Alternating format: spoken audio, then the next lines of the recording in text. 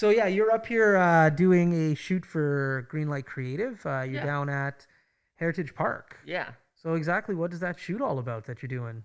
So we're doing a virtual tour of every little heritage building or structure in there for some elementary school stuff. It's really cool. I honestly had no idea that Fort Mac was so interesting. Okay. So before this, it was oh, it's that oil town that that's 4 hours north.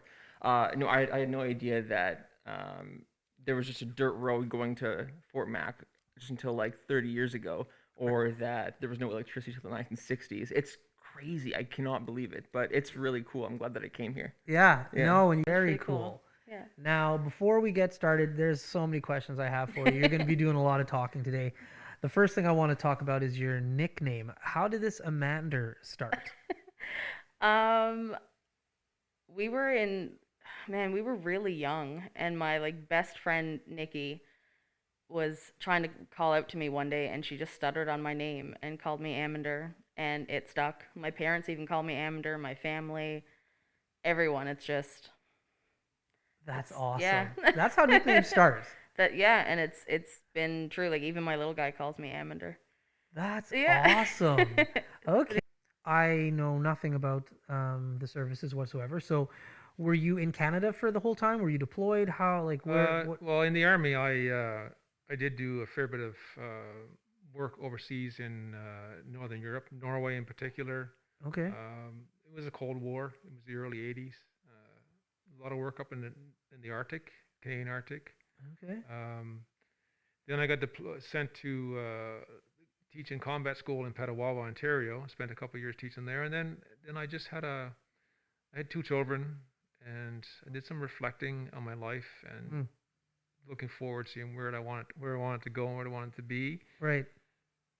So upon a recommendation by my commanding officer, I applied for commissioning to become an officer, and Yeah. that's kind of how I segued into going to military college and becoming an officer, naval officer. Yeah. Okay. So, you're doing that education. Now you've hit retirement age, which is extremely young. Yeah.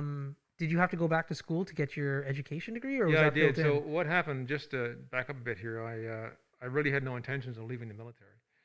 I was diagnosed with multiple sclerosis in my 20th year, so that kind of prevented me from continuing to be a naval officer. Right.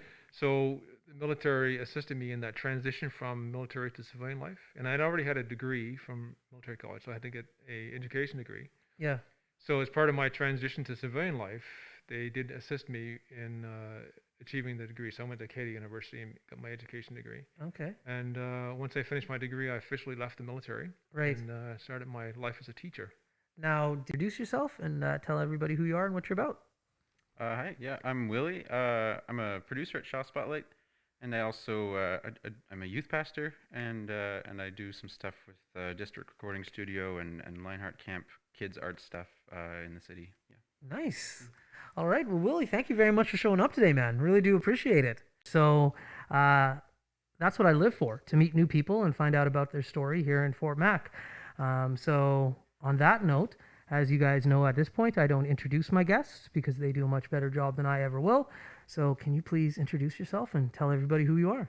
Hi, my name is Crystal, and I am the chairperson for Special Olympics Wood Buffalo. Very cool. There we go. Crystal, thanks for coming here today. What a deadly old way to end another morning show. Later, boys. It's so ballistic!